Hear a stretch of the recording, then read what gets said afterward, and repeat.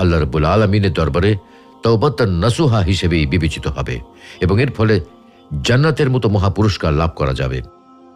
তওবাতান নাসুহা মানে কি?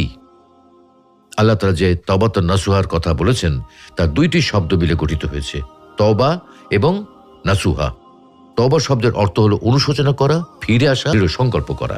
তওবাতান নাসুহার ব্যাখ্যা সম্পর্কে তাফসিরে তাবারিতে প্রখ্যাত সাহাবী উমর ইবনুল খাত্তাব রাদিয়াল্লাহু তাআলা আনহুর উদ্ধৃতি উল্লেখ করা হয়েছে।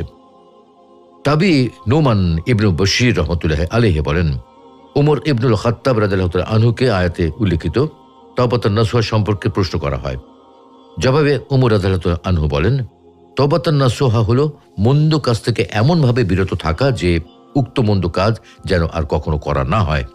আল্লামা ইবনু কাসির রহমতুল্লাহ আলাইহি উমর রাদিয়াল্লাহু তাআলা আনহুর উদ্ধৃতি উল্লেখ করার পর বলেন, এই কারণে আলিমদের দৃষ্টিতে তওবাতান নাসুহা